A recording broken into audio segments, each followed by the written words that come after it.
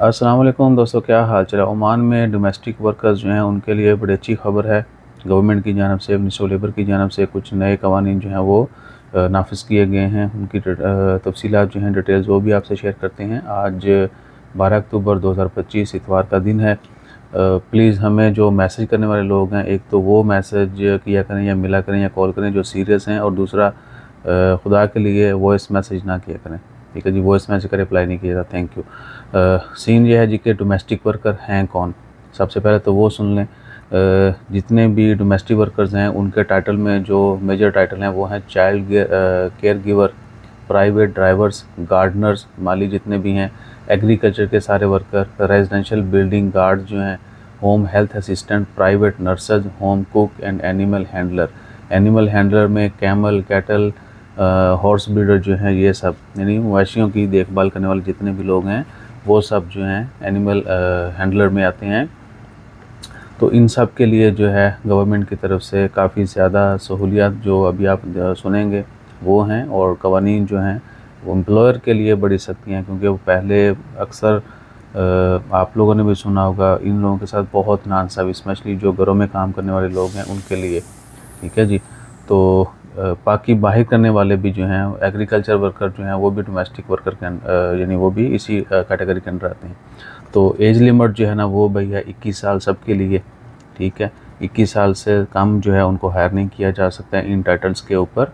और उसके बाद आ जाएँ, उनकी एडवर्टाइजमेंट जो है वो नहीं होगी, रिस्ट्रिक्शंस होंगी एडवर्टाइजमेंट के ऊपर। अक्सर लोग जो है हायर करते हैं उनको पसंद नहीं आता, रंग नस्ल उनकी कह ले के शक्ल और सूरत से भी बहुत सारे लोग जो हैं वो कहते हैं अच्छा साडा हाउसमेड हो, हमारी ऐसी ना हो, थोड़े चिल होने चाहिए, थोड़े गुड लुकिंग होने चाहिए। इस बना पे भी उनको वो चेंज कर देते हैं, या तो कैंसिल कर देंगे या फिर उनकी एडवर्टाइजमेंट करते हैं और आगे जो है किसी और के कहते हैं कि जी आप इनको ले जाएं।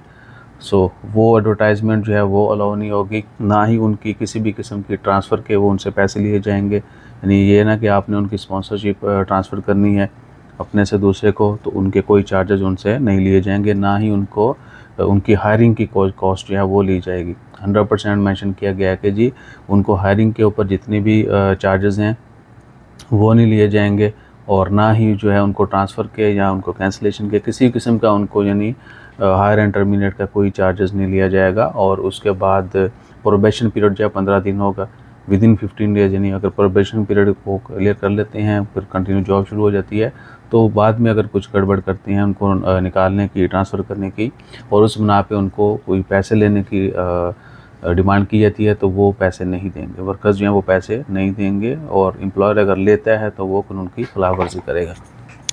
ठीक है जी। और उसके बाद आ जाए जी, कॉन्ट्रैक्ट जो उनका होगा must be written in Arabic also. और जितने भी लोग काम करने वाले हैं उनके लिए भी अर्ज़ है कि आपने हमेशा अपना कॉन्ट्रैक्ट एग्रीमेंट करने के बाद ही जॉब स्टार्ट करनी है। कोशिश करें कि उसको आप पढ़ें भी, समझें भी, और कोई टर्म्स एंड कंडीशन आपके जहन में आप ऐड करवाना चाहते हैं, मॉडिफाई करवाना चाहते हैं, वो भी डिस्कस करें। यानी आप एग्री करेंगे तो मामला आगे बढ़े। ये ना हो कि आप अंधाधुंध बस जो है जॉब के चक्कर में स्टार्ट करें, बाद में पता चले जी आपने कोई अजीबो गरीब कॉन्ट्रैक्ट के ऊपर जो आपके ज़्यादा फेवर में नहीं है उसके ऊपर साइन किए हुए हैं, तो मुश्किल हो सकती है।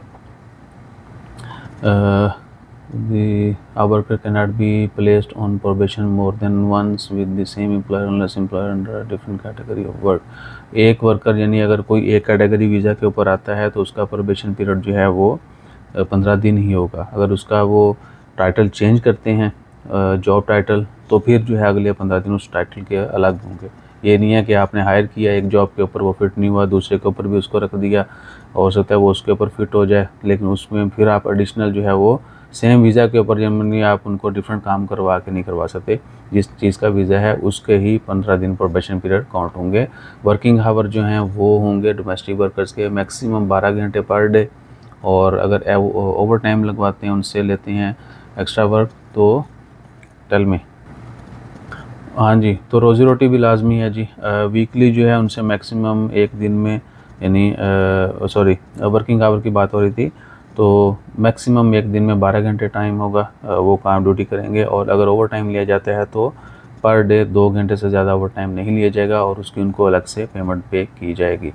और उसके बाद वेजेस हैं जी, must be paid in Omani rial और another legal currency within 7 days of the due date.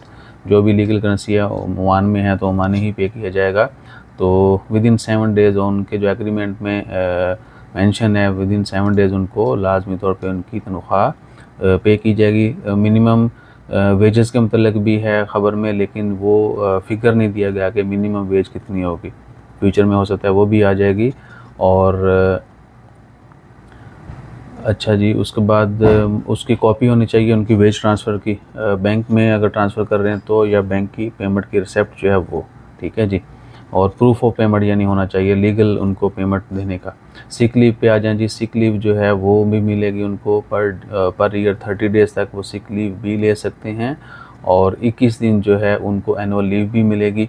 अब 21 दिनों में ये मेंशन नहीं है कि जी कि क्या ये 21 वर्किंग डेज़ हैं या फिर ओवरऑल 21 डेज़ हैं, क्योंकि बाकी लोग जो हैं उनको 30 डेज़ मिलती है, जनरली 30 डेज़ होती है, इधर 21 हैं।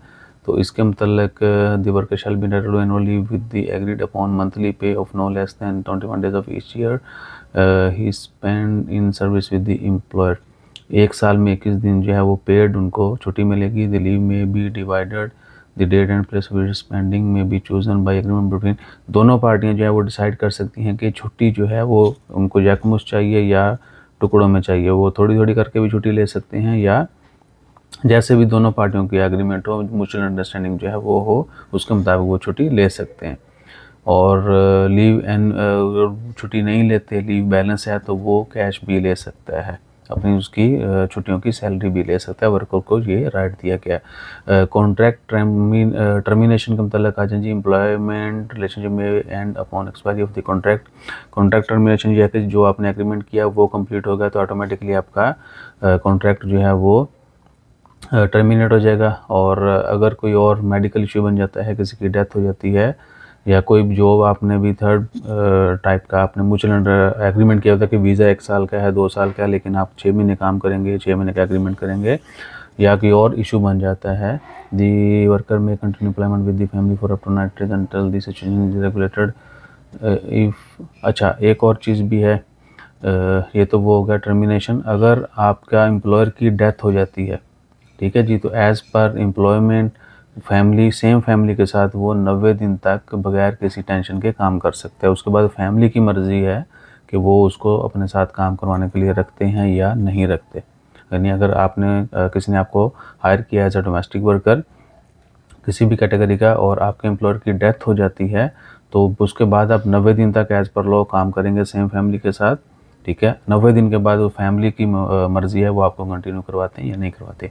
ग्रेचुइटी जो है जी, वर्कर एंड ऑफ सर्विस, देखो कितनी बेहतरीन चीज़ है। डोमेस्टिक वर्कर्स के लिए भी एंड ऑफ सर्विस जो ग्रेचुइटी है वो लाजमी होगी। और ग्रेचुइटी जो इक्विवेलेंट है to half a month wage of each year, उनकी जो मंथली सैलरी है उसका हाफ, हर साल का, यानी उनको मंथली हाफ जो है, यानी अगर उनका 500 रियाल सैलरी है, छोटा फिगर बोलेंगे तो अच्छा नहीं लगता, 500 रियाल सैलरी है तो उसका हाफ जो है उनको पर ईयर मिलेगा एज अ ग्रेजुएटी। और must settle dues in interment within 5 days of contract termination. जैसे ही उनका कॉन्ट्रैक्ट ख़त्म होता है, अगर वो कंटिन्यू नहीं करना चाहते तो विद इन 5 डेज़ जो है उनका स्पॉन्सर उनकी सेटलमेंट, उनकी ग्रेजुएटी जो है वो फिनिश करेगा, फिक्स करेगा। अदरवाइज उसके खिलाफ भी केस हो सकता है।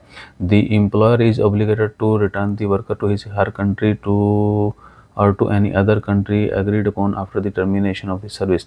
अगर जॉब उनकी ख़त्म हो जाती है, कॉन्ट्रैक्ट ख़त्म होता है, तो जो उनका स्पॉन्सर है वो बियर करेगा कॉस्ट, वो उनको उनके होम कंट्री भी भेजेगा, या ट्रांसफ़र करता है तो उसके जो चार्जेस हैं वो खुद बियर करेगा, या किसी थर्ड कंट्री, जो भी उनके एग्रीमेंट में डिसाइडेड चीज़ें हैं उसके मुताबिक वो उसको उसके कॉन्ट्रैक्ट के ख़त्म होने के बाद जो है सर्विस प्रोवाइड करेगा। अगर नहीं करेगा तो एम्प्लॉयर के ख़िलाफ़ जो है कानूनी कार्रवाई होगी। The employer must upon the worker's request grant the worker a release from any obligation toward him or। अगर कोई किसी एक पार्टी को दूसरी पार्टी के खिलाफ कोई शिकायत है तो उसका जो भी एग्रीमेंट की खिलाफ वर्जी कर रहा होगा उसके मुताबिक जो है उनके साथ बर्ताव होगा। और अगर दोनों पार्टियां एग्री होती हैं, उसको ट्रांसफ़र किया जाता है, तो वर्कर जो है वो अपना ट्रांसफ़र भी करवा सकता है, ठीक है जी, लेकिन म्यूचुअल अंडरस्टैंडिंग के बाद ही। उसके अलावा जैसे कोई मज़ीद अपडेट आती हैं वो भी आपसे शेयर करेंगे। अपना ख्याल रखिए, तो हमें याद रखिए। जज़ाकल्लाह, अल्लाह हाफ़िज़।